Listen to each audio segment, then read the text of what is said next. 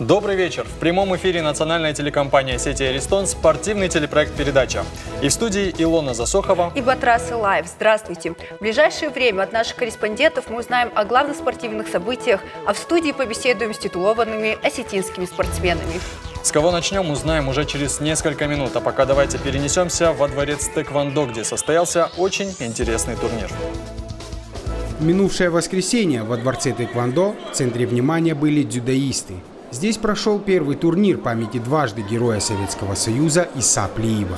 Инициатором соревнований стали главный тренер сборной республики по дзюдо Алик Бекузаров и представители фамилии Плиевых. Участниками турнира стали не только североостинские спортсмены, а также дзюдоисты из Чечни, Карачаево-Черкесии, Азербайджана и Ставропольского края.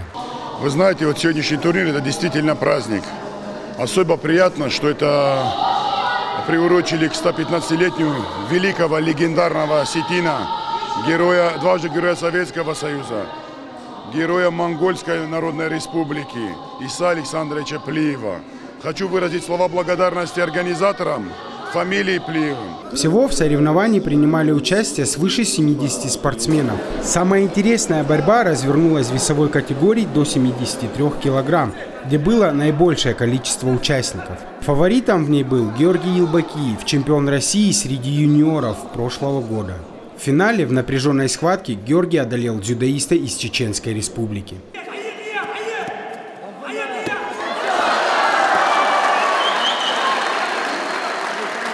Это дебютный турнир, первый раз у нас проводится.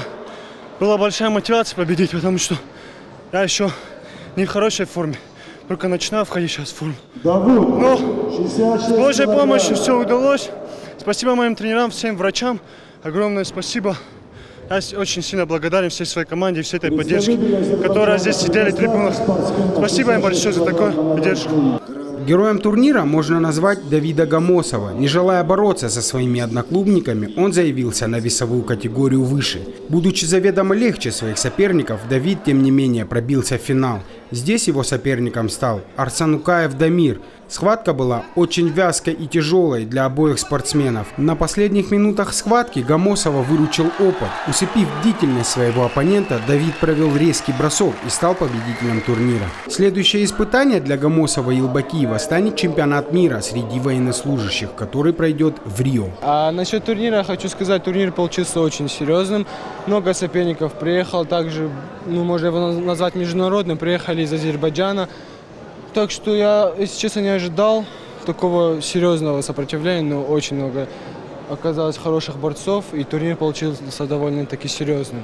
В весовой категории 66 килограмм сильнейшим стал представитель Остинской школы дзюдо Карапетян Ягаза. Еще одно золото в копилку республиканской сборной принес Инал Тасоев. Он стал победителем в супертяжелой весовой категории. Напомним, что буквально неделю назад он выиграл турнир Большого шлема в Абу-Даби.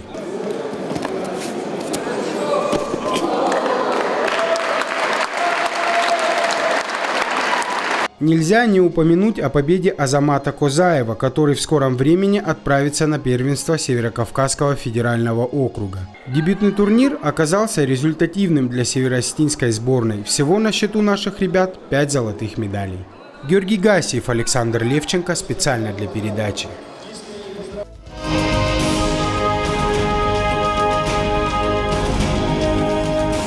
Мы возвращаемся в студию, и сейчас к нам присоединилась одна из самых перспективных осетинских дзюдоисток Мадина Таймазова. И с ней ее наставник, заслуженный тренер Туркменистана Павел Федорович Джоев. Здравствуйте. Добрый день.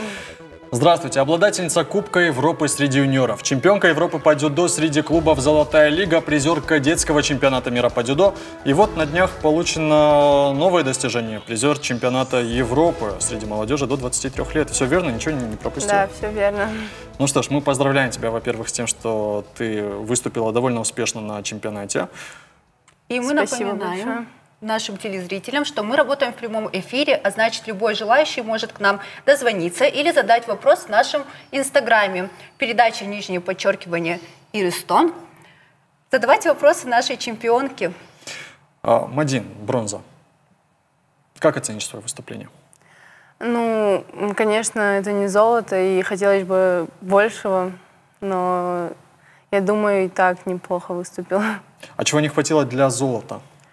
Ну, не хватило, значит, всего, может, подготовки, может, настроя не хватило. Я вот точно не могу пока сказать, определить, так как мы еще с тренером не говорили об этом, не разбирали схватки, но я думаю, все-таки надо больше работать и готовиться. Как проходила твоя подготовка? Подготовка моя проходила, как обычно, на сборах. Я могу вам описать один день из своих тренировок, из своего расписания. Утром зарядка, как всегда, и потом завтрак, тренировка первая, потом обед, обязательно поспать перед второй тренировкой и, соответственно, вечерняя тренировка. Потом... И вот к чему это привело. Мы видим тут твою схватку за бронзовую медаль. Сара Мекельбург, да, если не ошибаюсь, Да. представительница Германии. Ну, вот эти тренировки привели к этой победе.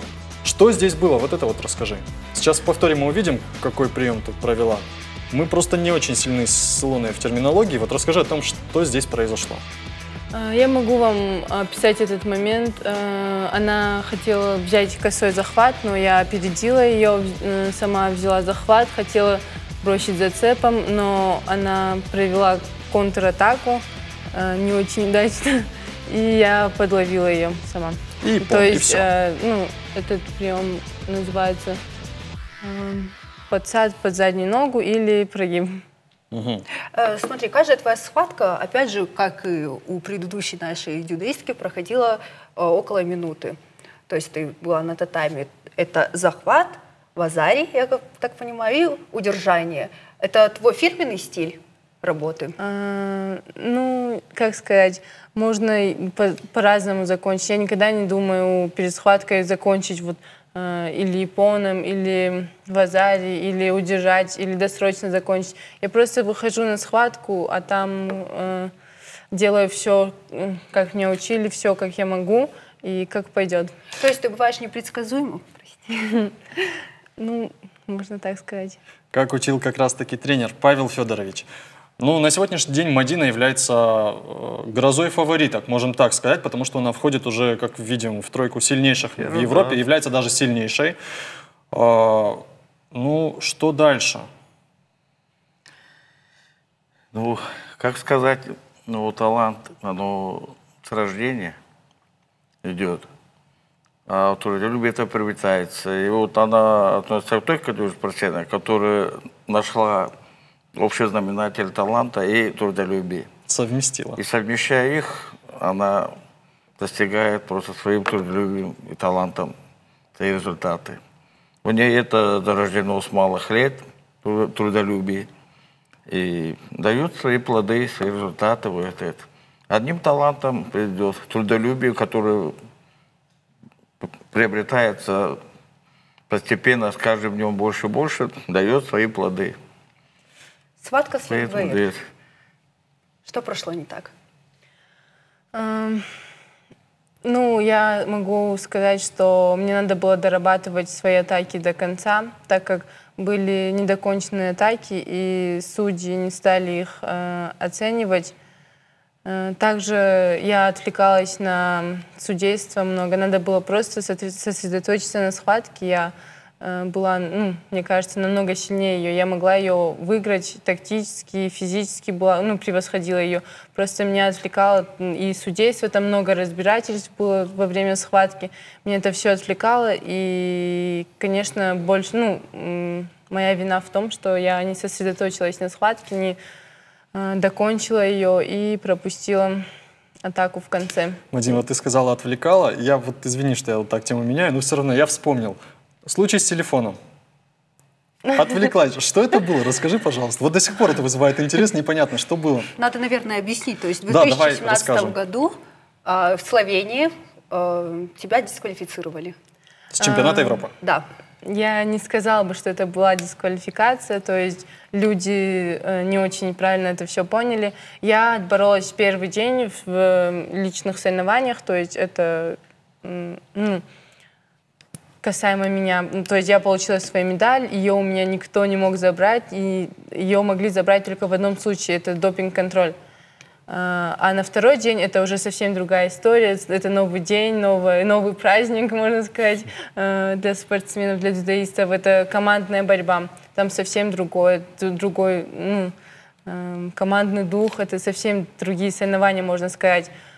И я меня поставили на схватку, там несколько схваток бывает, команда на команду, и меня поставили на одну из схваток, то есть я не знаю, может, я не сосредоточилась, может, я переволновалась, но я забыла, что перед выходом я положила, у нас как кимоно запах бывает, и я как-то положила, сюда. Телефон. Телефон я забыла, совсем у меня из головы вылетело. То есть я и разминалась, и тренировалась с ним перед схваткой, но он почему-то не выпал.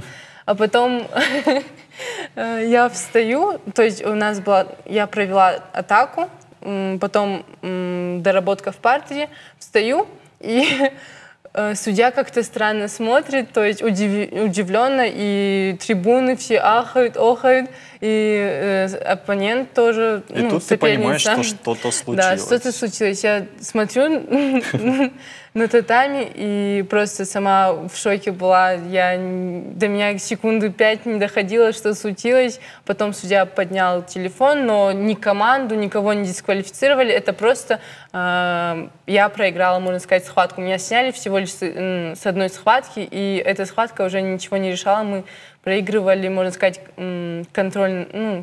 Мы уже проигрывали счет. То есть я не могла уже отыграть этот счет. То есть моя схватка уже особо ничего не решала.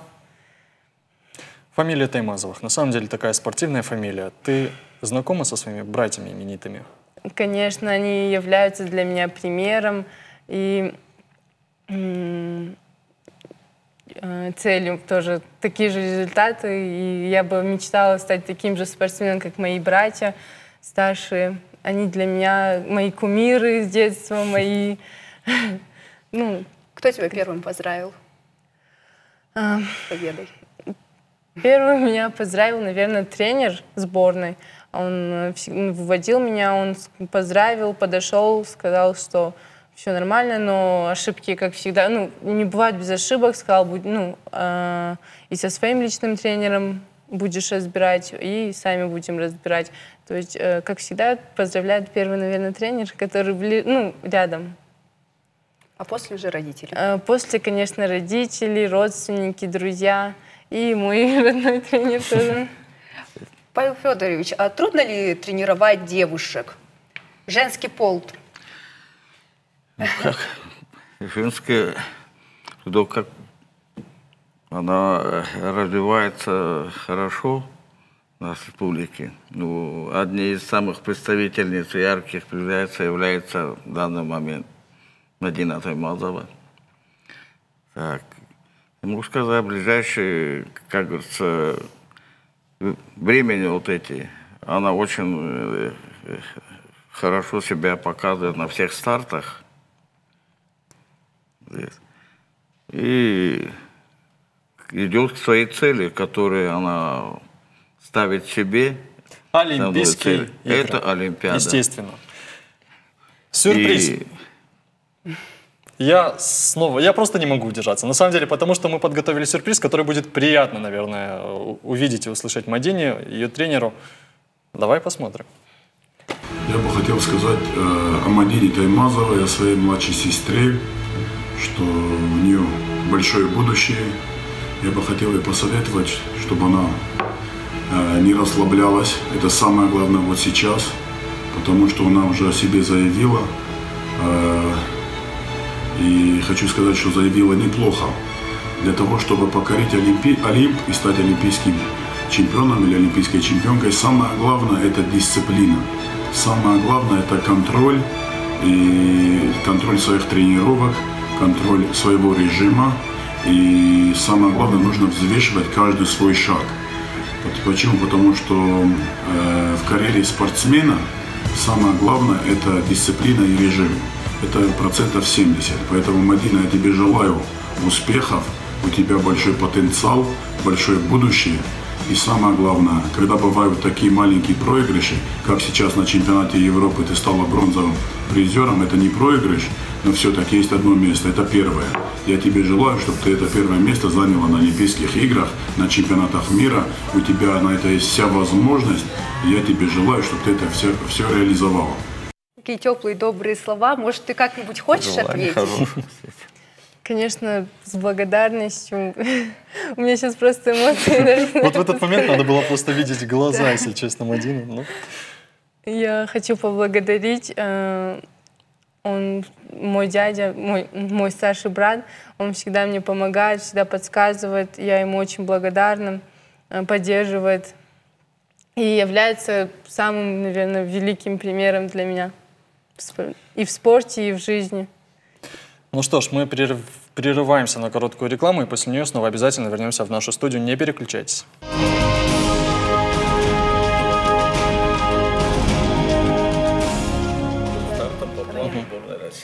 Мы возвращаемся в студию. У нас в гостях, напоминаю, Мадина Таймазова со своим тренером. Люди, которые творят историю. И на самом деле, вот в таком молодом возрасте Мадина уже заявляет о себе очень громко, и не только на всю республику, и на всю страну, но и на весь мир. Да. Недавно у нас в студии была Ирена Хубулова. Она произвела просто потрясающее впечатление о себе. Вы дружите с ней? Да, мы с ней знакомы, дружим, были в одной сборной по юношам.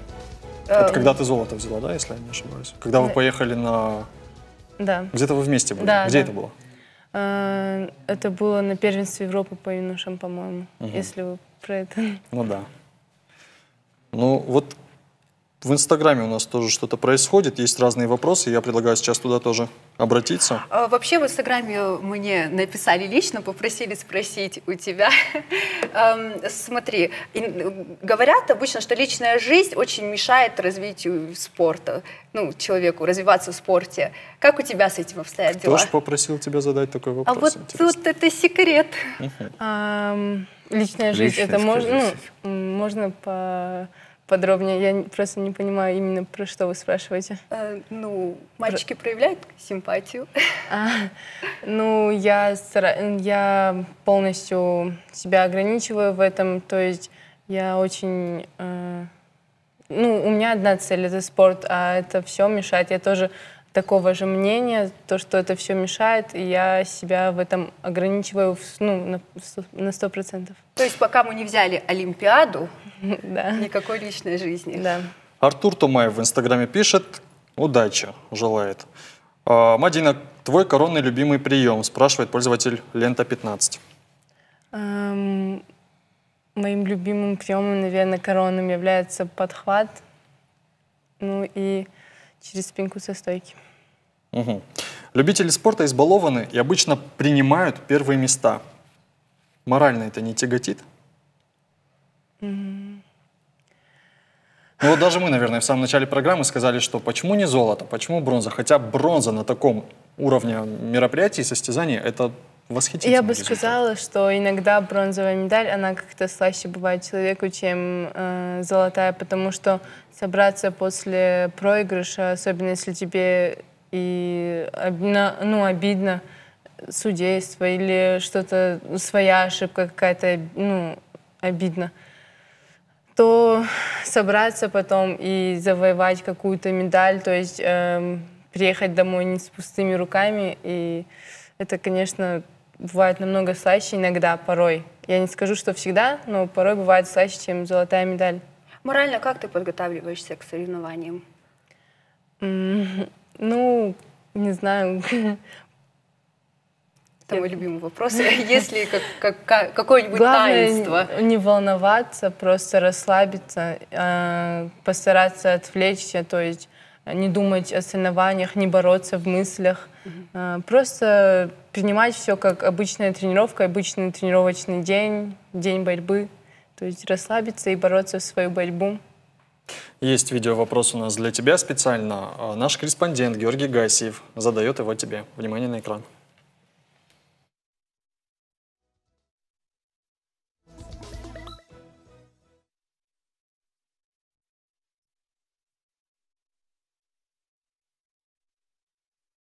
Ну, Георгия мы видим. Во всяком случае, я знаю, что он спросил. Георгий спросил о том, что тебе скоро уже соревноваться среди взрослых. То есть ты из молодежи уже переходишь, ну сколько там осталось? Год-два? И ты уже будешь со взрослыми? А может, даже раньше. Может, даже раньше. Вот как ты готовишься и кто твои основные соперницы во взрослых? Ну, соперницы на международном уровне, вы спрашиваете. Да. Ну, соперницами на международном уровне, наверное, будут являться те же девушки, ну, дзюдоистки, которые участвовали сейчас на Европе, потому что на международном уровне в основном обкатывают одних и тех же людей по всем возрастам. То есть, начиная с юношей, у них юноши могут бороться и на взрослом уровне, и до 23, и до 21 года. У меня такой вопрос. Родители твои как отреагировали на то, что ты занимаешься дзюдо? Как вообще произошло так, что ты пришла в этот зал? Ну, у нас очень спортивная семья. У меня и отец спортсмен, он занимался вольной борьбой. Сейчас он является тренером по вольной борьбе. То есть это его идея была. Именно он выбрал дзюдо? Да, так как это является более благородным, ну, для девушки более осинки, это как бы больше подходит этот вид спорта, нежели вольная борьба. Павел Федорович, какие планы на будущее? Где дальше увидим нашу прославленную спортсменку? Ну, планы какие? Основные планы сейчас у ней это участие на тренировочных сборах, которые пройдут в Японии. Дальше, согласно плану сборной России, куда она входит, там среди взрослых уже. И они, наверное, будут ставить свои планы. А у ней задача, чтобы справлялась со всеми теми поставленными перед ней задачами сборной России и идти к своей цели основной, которую она поставила к Олимпиаде. Все старты, которые ее ждут впереди, это не один старт, много стартов. И они труднее и труднее к Олимпиаде становятся. И будет стараться, чтобы все эти старты она уверенно преодолевала и шла к своей цели. Вот сбор в Японии, да, я правильно понял? Это да, вопрос есть. Сборы в Японии, соревнования там в других странах. За сколько тебе лет? Вот извини за нескромный вопрос. Но мне 19 лет. За 19 лет сколько стран ты объездила? Ну, точное количество я не могу сказать, но много уже. Вот такая вот доля спортсменов. Конечно, тяжело, но зато видят все. Где понравилось больше? Больше всего мне, наверное, понравилось сейчас на Багамских островах. А подход к тренировкам в разных странах различается? Конечно, различается. Это в зависимости от акклиматизации, от разницы во времени и климата, температуры. Ну, наверное, ни для кого не секрет, что в таких залах бывает меньше девушек, чем парней. Вот как у тебя обстоят дела со спарринг-партнерами? Ну, у нас в Осетии женское дзюдо не так сильно развито, как мужское, и иногда приходится и с парнями тренироваться. Угу. Вот в Инстаграме есть интересный вопрос. Мадина, что бы вы рассказали дома о встрече с президентом России? Я с ним еще никогда не встречалась, но, наверное, я бы восхищалась этой встречей. Ну, мне кажется, после победы в Олимпиаде будет такая встреча, да, Илон? Конечно. Я почему-то даже в этом уверена. Привет! Хочу сказать, что ты большая молодец. И девочки в твоем возрасте давно уже перещупали себе брови, прокрасили волосы по 1000 раз. Что вы можете сказать юным дзюдоистам, которые мечтают стать чемпионами мира? Фарниев пользователь. Вот такой вот содержательный вопрос задал. Спасибо большое. Я бы посоветовала больше тренироваться, придерживаться режима, ставить себе самые высокие цели и добиваться их. Ну, мы советуем тебе того же самого в плане успехов твоих спортивных. Мы ждем уже взрослых выступлений, взрослых соревнований, победы на Олимпиаде. Мы тебя всегда рады здесь видеть. Спасибо большое. И тебя, и вас тоже, Павел Федорович. Спасибо вам большое за то, что вы были сегодня вместе с нами. И спасибо, что вы делаете таких чемпионов. Спасибо. И сейчас Спасибо мы передаем слово нашей замечательной коллеге Кристине Кокаевой, которая в рамках рубрики «Опробовано» освоила азы такого не женского вида спорта, как хоккей. Как это было, вы сейчас увидите. Всем привет! С вами рубрика «Опробовано» и я, Кристина Кокаева. Сегодня мы находимся в Ледовом дворце, где тренируются и играют юные хоккеисты. Для Осетии это довольно молодой вид спорта, но в то же время активно развивающийся. Вот и я сегодня решила испытать себя хоккеем. Мы постараемся узнать все секреты того, как тренируются настоящие чемпионы. Ну что, поехали! Ледовая арена во Владикавказе была построена почти 11 лет назад, а хоккей мы начали развивать чуть позже, примерно в 2010 году. Сегодня здесь тренируются порядка 150 детей. Наши команды «Барсов» уже успели заявить о себе на российской арене. Хоккей пользуется популярностью, несмотря на то, что в плане экипировки это довольно недешевый вид спорта. На начальном этапе иногда достаточно защитить локти, колени, голову, а дальше уже нужна обязательно вся экипировка. Потому что, да, экипировка дорогая, чем дороже доллар, да, дети быстро растут, чем дороже доллар, тем она дороже становится экипировка. Но есть, естественно, какая-то техника безопасности, допустим, на соревнования не выпускают без защиты шеи, это вот обязательно. Шлем должен быть обязательно с маской до 18 лет. Я не сильна в этом виде спорта, но я всегда поражалась и завидовала той энергии и мощи, которая царила на хоккейной арене. Упустить возможность прикоснуться и стать частью этого грандиозного действия я просто не могла. Клюшку в руки, шлем на голову, защиту на коленке и в бой. Помочь мне в этом непростом деле взялся главный энтузиаст хоккея Осетии и просто отличный тренер Марат Арсагов. Честно признаюсь, ему, конечно, пришлось нелегко. Основное для хоккея – это катание в первую очередь. То есть начинающих, даже детей, им клюшку не дают первые полгода в руки даже вообще. То есть они... Нет, ну... То есть первые полгода дети учатся именно кататься на коньках. Потом уже им дают клюшку, но в принципе катание занимает, наверное... процентов 70 вообще в обучении хоккея. Кстати, а вы знаете, что есть и женский хоккей, и вполне себе успешный. Женская сборная России трижды завоевывала бронзовые медали чемпионатов мира. В Осетии пока мало девочек, желающих заниматься хоккеем. Но, возможно, это только пока. А если вы мечтаете, чтобы ваша дочь блистала на Олимпиаде, женский хоккей – один из самых коротких путей туда. Конкуренция на попадание в сборную страны не очень велика. Так что у меня есть шанс. Я могу и в нападении сыграть. Да и рамка ворот будет мне не чужда. На Олимпиаду меня, конечно, уже не возьмут. Возраст не тот, понимаете ли. Но чуток потренироваться, и я готова присоединиться к любительской лиге. Да-да, крик души. Возьмите меня к себе в команду. Ну кто-нибудь.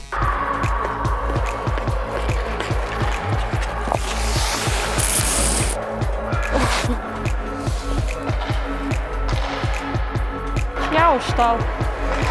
Я завтра не встану. Для тех, кто хочет подкачать ноги, хоккей идеально подходит. Приходите, икры, бедра, идеально все накачается. Плюс дыхалка, которой у меня нет.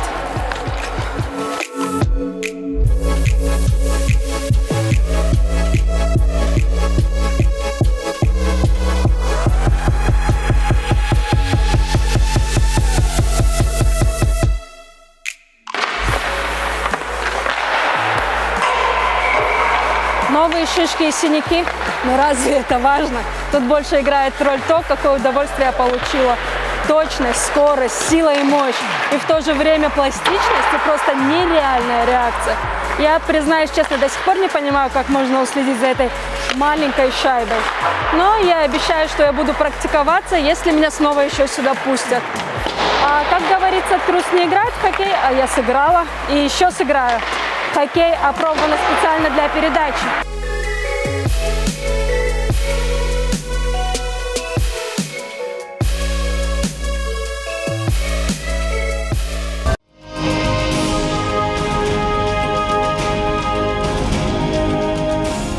Уже в это воскресенье всех любителей спорта ждет грандиозное событие. Первая бойцовская лига в истории осетинского ММА «Ирон Легион Трофи», в которой участвуют наши титулованные бойцы Ибрагим Тибилов, Махарбек Каргинов, Черменко Бесов и не только.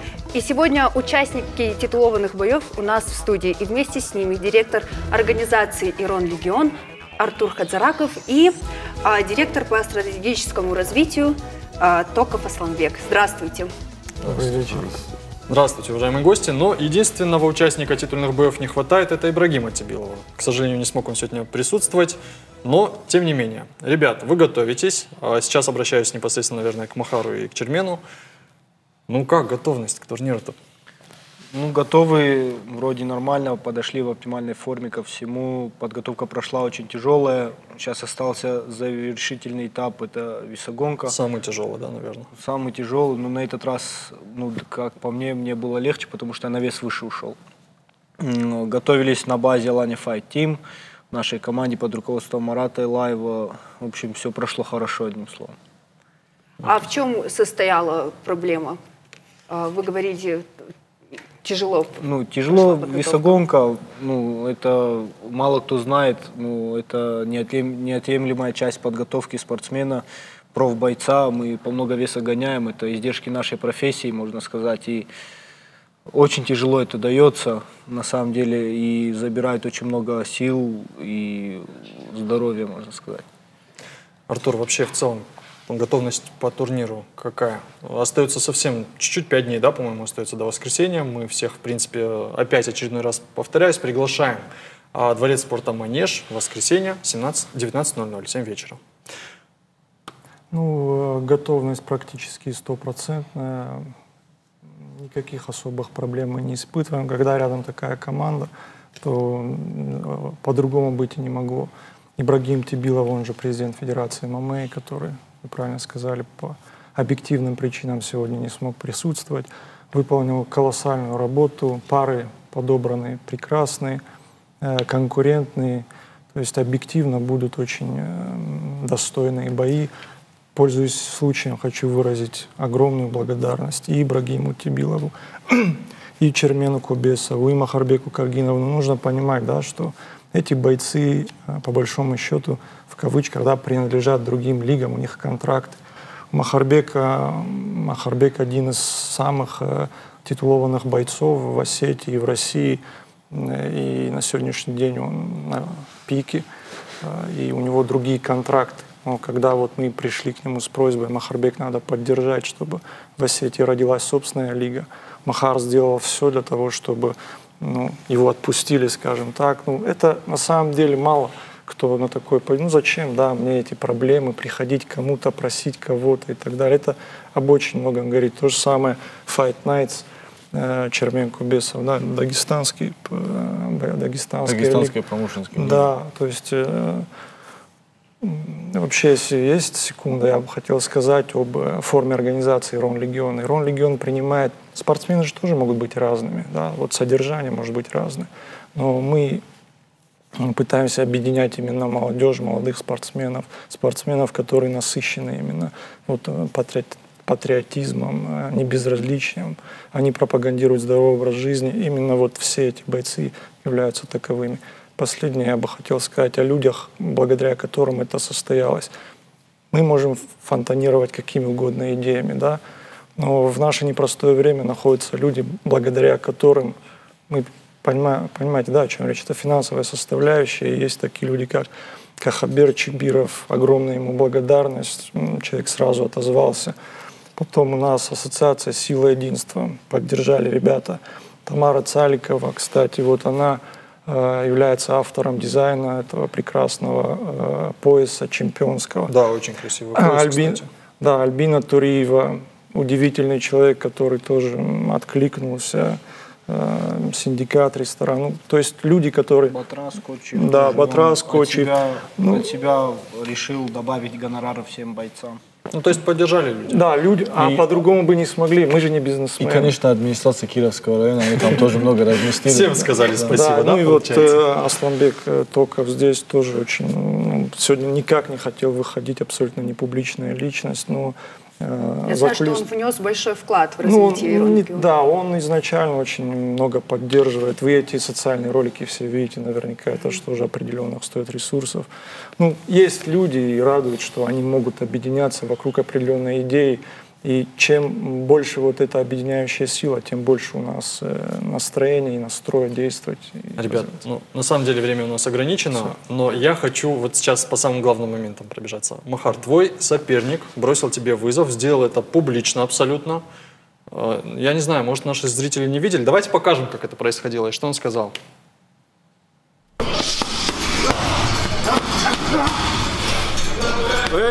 Ну что, Махар, 11 ноября во Владикавказе ты будешь унижен перед своими соотечественниками. Ты считаешься одним из лучших в нашем весе, и я готов оспорить это. Я долго ждал этого и доставал организаторов из Ирон Легион. Ты никакой, соперники твои были никакие. Теперь ты почувствуешь истинную силу. Я палач чемпионов, я твой палач, Махар. И пояс от Ирон Легион уедет в Африку. Ты не бойся меня, я быстро тебя успокою. Ты ничего не почувствуешь. Мне кажется, он примерил на себя лицо Конора немного. Ну, я не знаю, что он там примерил, но соперник выбыл. Я правильно понимаю, он травмировался? Да, травма оказалась, ну, насколько я правильно понимаю, не настолько серьезной. Да. К нам пришла изначальная информация, что есть травма, но на сегодняшний день все-таки есть вероятность, что человек все-таки будет в Осетии, то есть, и бой состоится. Может быть, он все-таки приедет. Бой состоится, это вот буквально в течение нескольких часов сегодня должен вопрос решиться. Потому что очень много, невероятное количество сил, энергии и ресурсов было затрачено, чтобы организовать вот такого рода поединки. И если все будет в порядке со здоровьем человека, да, она на самом деле... Издержки профессии. Да, она оказывается незначительной, поэтому никаких проблем. Ну, будем надеяться, потому что, я думаю, Махарбек мотивирован как-то ему ответить. Но это же все не просто соревнования. Тут же еще присутствует элемент шоу. И у меня вопрос, как у человека, который любит такие мероприятия. Вот как в шоу? Здесь есть девушки с табличками, которые выходят с раундами. Здесь бывает такое вообще? Ну, обязательно они присутствуют, они называются Ring Girls, вот, я слово или Cage Girls. Кстати, вот для наших Ring Girls костюмы шила Лиза Габараева. И вот про эти костюмы я сейчас расскажу, но не просто расскажу, мы на них посмотрим. Эти девушки здесь у нас сегодня. Давайте включим эту музыку, под которую, возможно, кто-то будет из ребят выходить, и посмотрим на девушек.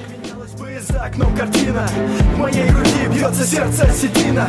Вот так это все и проходит. В любой части мира, в моей груди бьется сердце осетина. И как бы не менялась бы за окном картина. Костюмы для мероприятия задумывались как аналогия женского аланского костюма. Так как мероприятие воинственного смысла, идея продолжается в стилистике аланской темы. Главная идея создания костюмов – это аланский женский кафтан. Но, в принципе, мы все увидели. Даже на самом деле, знаете как, опять это то же самое, что с футболками Ирон Легион. Очень многие хотят их и купить и так далее. Но они не продаются, потому что человек, который одевает на себя эту одежду, он несет определенную идею. Это не просто одежда. То же самое с Лизой Габараевой. Это не просто модельер. Она вносит определенную идею в то, что делает. Она популярна стала благодаря осетинскому ходону, так называемому. И этот человек, она не шьет рубашку ради рубашки. Она вносит в это определенную идею. Именно поэтому наш выбор пал на этого прекрасного, одного из лучших дизайнеров, модельеров, которых мы знаем. 11 числа мы всех победим. Чермен. 100%. Ира, это разве? Все, ребят, мы за вас болеем. Спасибо вам большое за поддержку. Мы будем вместе с вами, обязательно мы покажем это в прямом эфире. И надеюсь, все пройдет как нельзя лучше. Мы с вами, ребят. Удачи вам. Спасибо. Как связаны регби и ламбада? Вот очень интересный вопрос. И самое интересное, что наш корреспондент Георгий Гасиев удивился зажигательным танцем в исполнении суровых осетинских спортсменов. Осетинский клуб регбистов «Сарматы» вышли из отпуска и решили стряхнуть с себя пыль. Чемпионат СКФО уже позади, напряжения уже нет, наступает время товарищеских матчей. В рамках неофициальных игр «Сарматы» пригласили во Владикавказ московскую команду «Драконы». Коллектив опытный и достаточно сильный. Нас связывают очень давние дружеские отношения с клубом «Сарматы».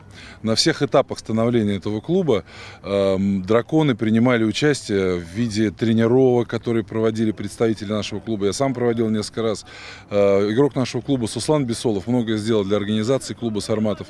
И поэтому нам хотелось, когда мы увидели, что клуб вырос, он уже большой, он играет в регби-15, у него есть игровой опыт, нам хотелось приехать, сыграть, провести товарищескую игру, поделиться опытом. Отметим, что для московских драконов характерна сплоченность. В случае необходимости менеджеры, тренеры и даже президент клуба могут выйти на замену, тем самым подстраховать игроков во время матча. Кстати, это не разовая практика. Отдельных комплиментов достойны болельщики, которые поддерживают свою команду не только в домашних, но и в выездных играх. Я пришел первый раз, и мне понравилось, да, ваш город, да, все добрые, нам принимали, да, и вчера мы ходили в ресторан, все, еда ваша очень вкусная, да, пироги, да, и сегодня мы играем с вашей командой, молодежь, но они все, вчера мы тренировали вместе, они все большой, да, и молодой, сыр, у них, наверное, бегать, наверное, они быстрее, чем нам, но у нас, наверное, опыт большой. Встреча, конечно, была товарищеская, но борьба на поле развернулась бескомпромиссная. Не обошлось без столкновений. В первом тайме команды даже сошлись в кулачном бою, но утихомирив эмоции, помирились и продолжили игру.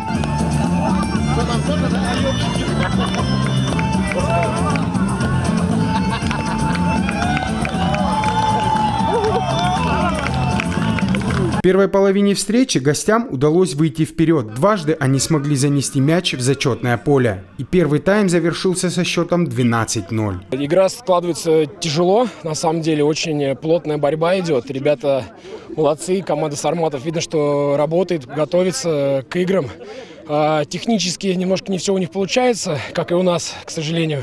Но ребята мощные, сильные, они готовы биться и играть до конца. В начале второго тайма наши парни смогли собраться духом и сравнять счет. И хотя сарматы имели шансы выйти вперед, тем не менее опыт оказался сильнее молодости. Драконы заработали победные баллы. Итоговые цифры на табло 27-12. Несмотря на поражение, сарматы получили хороший игровой опыт, да и во время игры показали недюжинный характер. Георгий Гасиев, Заурбек Кодзаев, специально для передачи.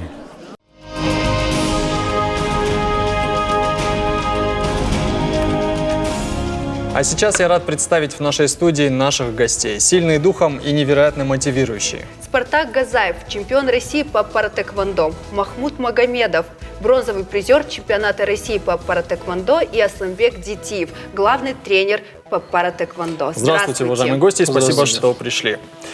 На самом деле, поводом для вашего визита стало хорошее такое, я бы сказал, выступление на чемпионате страны.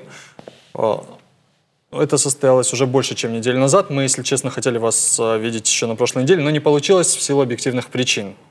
Куда выезжали? У нас было УМО, это углубленный медицинский осмотр у членов сборной команды страны. После чемпионата России наши ребята все попали в состав сборной и были вызваны на это мероприятие в Москву. Поэтому по этой причине нас не было тут. И буквально недавно прилетели. Ну, слава богу, все успешно прошли, так что готовимся дальше. Асланбек, это связано с какими-то проверками на допинг и так далее? Там... В том числе, это бывает 2 раза в год, это бывает у всех, в принципе, олимпийских видов спорта, потому что, это, скажем так, правила такие.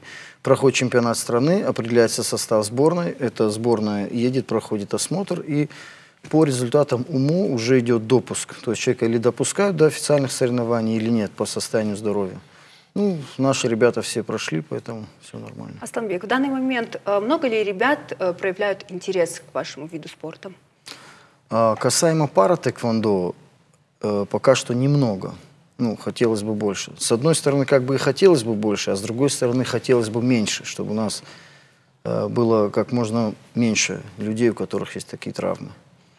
Мы его развиваем настолько, насколько возможно. Мы даем ребятам шанс проявить себя в этом виде спорта. Тем более вид спорта олимпийский, и перспективы хорошие. На каком уровне сейчас паратэквондо у нас в республике и вообще, в принципе, в России?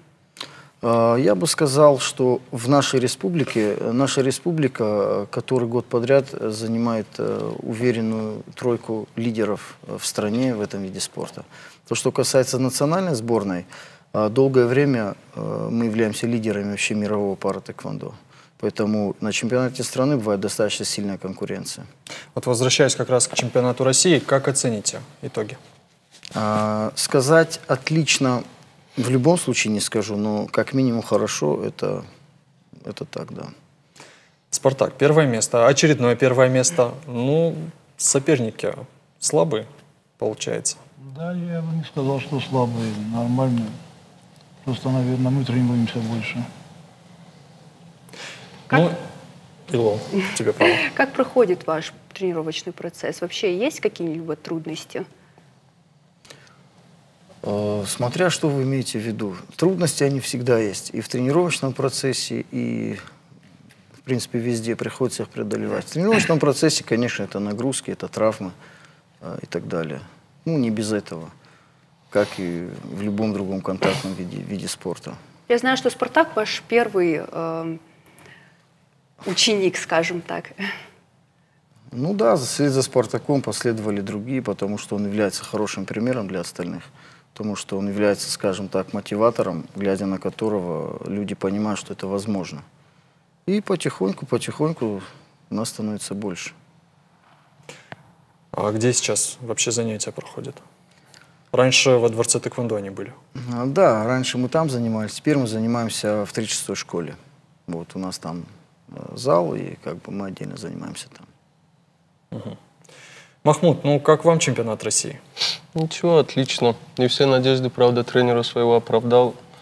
Но в следующий раз, на следующих соревнованиях оправдаю все надежды своего тренера, потому что в первую очередь... Запоминайте. Каждое мое соревнование всегда хочется сделать тренеру приятно. Кому проиграли? Я проиграл дагестанцу. Он проиграл действующему чемпиону мира, да. Это, конечно, не оправдание для него, но будем работать. Тренер мне оправдание искать не разрешает, он просто говорит, что я не хотел, я не выиграл. Если бы я хотел, я бы выиграл. Все верно. И что если бы у меня желание было бы достаточным, я бы выиграл. Ну, следующий чемпионат России, по-моему, отличная возможность доказать, что... Возможность доказать ему будет близка. У нас на чемпионате мира есть вероятность встретиться с ним снова. И когда будет чемпионат мира? 2 февраля. И где будет проходить? В Турции, в Стамбуле. 2 февраля будет чемпионат мира. Вот сейчас начинаем подготовку к чемпионату мира. А промежуточные старты какие-то? Пока не планируется. Там ряд сборов будет, а стартов, скорее всего, не будет. Будем выезжать просто на чемпионат мира. Сакинат Магомедова была в команде? Была в команде, да. Она сейчас в Дагестане, поэтому она здесь не присутствует. Она была в команде, она нас поддержала, конечно же. И свое как бы золото в нашу копилку, скажем так, принесла. И благодаря ей мы заняли, ну не тоже благодаря всем ребятам, мы заняли 3-е общекомандное место на чемпионате страны. Ну, учитывая, сколько у нас выступало спортсменов и другие команды по количеству, ну, тяжело тягаться с командой, где более 15 спортсменов или даже 20, и где 4-5 человек. Ну, как бы даже поэтому. Ну, она молодец, тренируется, выступает. Просто в данный момент она находится в Дагестане, поэтому... Пара-тэквондо относительно недавно стало олимпийским видом спорта, да? Да. А есть ли какие-то уже претенденты? Или еще мы только рассматриваем мир? Вы знаете, как претенденты, конечно, есть. Но эти все претенденты, все очень быстро меняется. Поэтому говорить сегодня, что точно кто-то в 2020 году будет представлять, ну, мы немножко будем забегать вперед. Я думаю, ближе к 2019 году, к концу, уже будет более-менее ясно, как оно будет. То есть кто отберется, как отберется, потому что спорт – вещь абсолютно непредсказуемая. И опять же, никто не исключает травмы и тому подобные вещи. Поэтому ну, спортсмены – люди суеверные, мы тренируемся, а дальше посмотрим. Вообще травматизм, он... Ну, как, имеет большую вероятность у вас в зале. Конечно. Отличается это от просто тэквондо?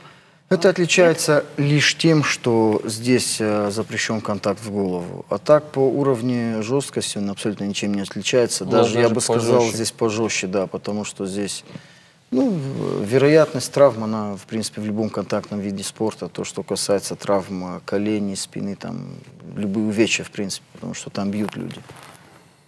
Поэтому так. Спартак, вот вам задам вопрос. Ну, не знаю, может быть, он не совсем оправдан с точки зрения этики, но тем не менее. Не планируете ли вы после спортивной карьеры в качестве спортсмена быть тренером? Продолжить именно спортивную свою конечно, хочу. Деятельность? Да, конечно, хочу. И думаю, что я даже не думаю, а надеюсь, что я буду тренером. Надеюсь, не просто там сельским тренером, а повысить себя.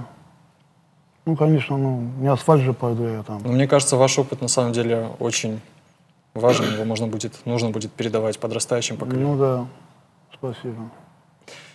Ну, что ж, режиссеры подсказывают, что время на исходе. Я хочу поблагодарить вас за то, что вы сегодня этим вечером были в нашей студии. Я поздравляю.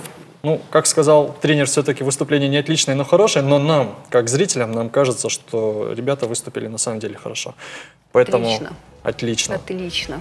Да, спасибо вам за то, что вы были с нами. Спасибо. Ну, а мы прощаемся. Занимайтесь спортом, будьте здоровы, всего доброго.